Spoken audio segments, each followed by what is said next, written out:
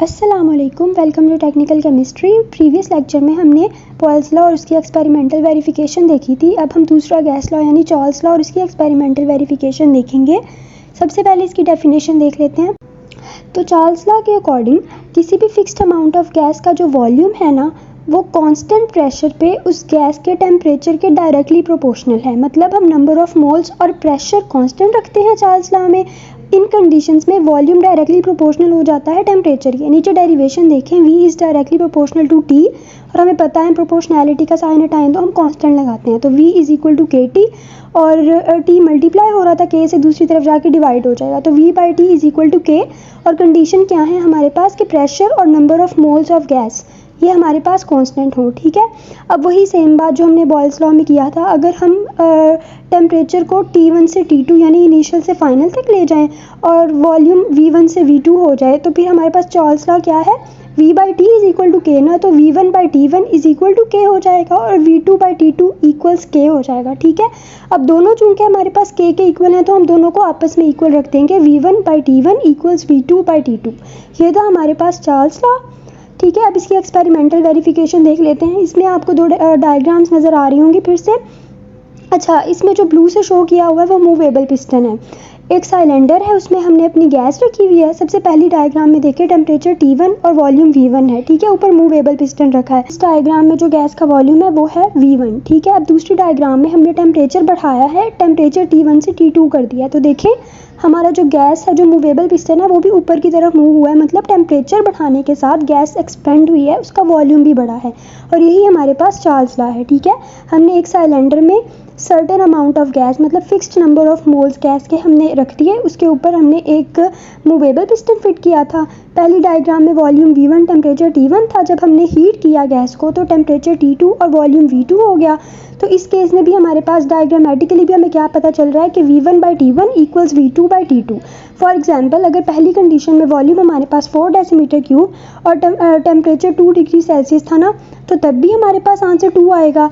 अब टेम्परेचर बढ़ने से फिर वॉल्यूम बढ़ा दूसरी डायग्राम में। अगर अब वॉल्यूम 4 से बढ़कर 6 हो गया और टेम्परेचर 2 से 3 हो गया, ठीक है, तो फिर भी क्या होगा, 6 बाई 3 वो भी 2 ही बनता है। ठीक है, तो वॉल्यूम बढ़ने से टेम्परेचर भी बढ़ता है, जिससे क्या होगा, हमारे पास के की वैल्यू कांस्टेंट ही रहेगी। V1 by T1 V2 by T2 के इक्वल ही रहेगा। इस तरह हमारे पास चार्ल्स लॉ वेरीफाई हो जाता है। ठीक है, अब हम देखेंगे जनरल गैस इक्वेशन या आइडियल गैस इक्वेशन। सबसे पहले हमने बॉयल्स लॉ देखा। बॉयल्स लॉ के अकॉर्डिंग क्या था, वॉल्यूम इन्वर्सली प्रोपोर्शनल था प्रेशर के। ठीक है, PV इज इक्वल टू के, ये था हमारे पास बॉयल्स लॉ। और कंडीशन क्या थी कि नंबर ऑफ मोल्स और टेम्परेचर हमारे पास कांस्टेंट था। अभी हमने चार्ल्स लॉ देखा, उसमें क्या था, वॉल्यूम डायरेक्टली प्रोपोर्शनल था टेम्परेचर के और हमारे पास प्रेशर और number of moles of gas constant थे। अब एक थर्ड लॉ होता है हमारे पास, एक और गैस लॉ है, उसे हम कहते हैं एवोगैड्रोस लॉ। ठीक है, उसके अकॉर्डिंग क्या होता है, हम प्रेशर और टेम्परेचर को कांस्टेंट रखते हैं। जब हम प्रेशर और टेम्परेचर को कांस्टेंट रखेंगे तो हमारा जो गैस का वॉल्यूम होगा वो डायरेक्टली प्रोपोर्शनल होगा number of moles of gas के। ठीक है, मतलब प्रेशर और टेम्परेचर कांस्टेंट है तो वॉल्यूम हमारे पास डायरेक्टली प्रोपोर्शनल होगा number of moles of gas. ये है हमारे पास एवोगैड्रोस लॉ। ठीक है, अब जनरल गैस इक्वेशन के लिए हम क्या करते हैं, हम बॉयल्स लॉ, चार्ल्स लॉ और एवोगैड्रोस लॉ, इन तीनों लॉज को कंबाइन करते हैं। ठीक है, तो V is directly proportional to NT nominator में क्यों है, क्योंकि जो वॉल्यूम था वो नंबर ऑफ मोल्स और टेम्परेचर के डायरेक्टली प्रोपोर्शनल था, इसलिए ये नोमिनेटर में है। और by NT by P, V is directly proportional to NT by P। P denominator में क्यों है, क्योंकि वॉल्यूम इन्वर्सली प्रोपोर्शनल था प्रेशर के। हम जब भी प्रोपोर्शनैलिटी का साइन हटाते हैं तो हमारे पास कांस्टेंट आता है। ठीक है, तो V is equal to constant NT by P।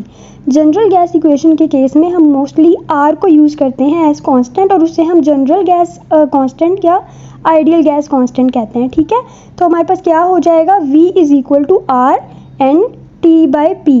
ठीक है, अब P डिनोमिनेटर में है, V के साथ जाके दूसरी तरफ मल्टीप्लाई हो जाएगा, तो हमारे पास क्या हो जाएगा, PV is equal to NRT।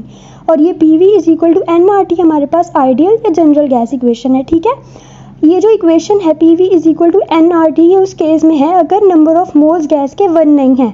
अब हम कंडीशन फर्ज कर लेते हैं कि हमारे पास जो भी गैस है वो उसका 1 मोल है, सिर्फ 1 मोल ऑफ गैस है हमारे पास। ठीक है, तो N तो 1 हो जाएगा, तो हमारे पास क्या होगा, PV is equal to RT और टी दूसरी तरफ जाके डिवाइड हो जाएगा, P V by T is equal to R. ठीक है, अब हम सेम वही कंडीशन फर्ज कर रहे हैं कि हमारे पास प्रेशर इनिशियल से फाइनल हो गया, वॉल्यूम भी इनिशियल से फाइनल हो गया और टेम्परेचर भी इनिशियल से फाइनल हो गया। ठीक है, तो P1 V1 by T1 equals R, P2 V2 by T2 equals R. R यहाँ पे हमारे पास कांस्टेंट है, तो P1 V1 by T1 equals P2 V2 by T2।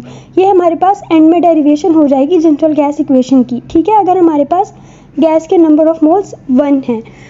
आज हमने क्या देखा, चार्ल्स लॉ और जनरल गैस इक्वेशन या आइडियल गैस इक्वेशन। होपफुली आज का लेक्चर क्लियर होगा। अगर आपको मेरा लेक्चर अच्छा लगा तो सब्सक्राइब करें टेक्निकल केमिस्ट्री। Thank you.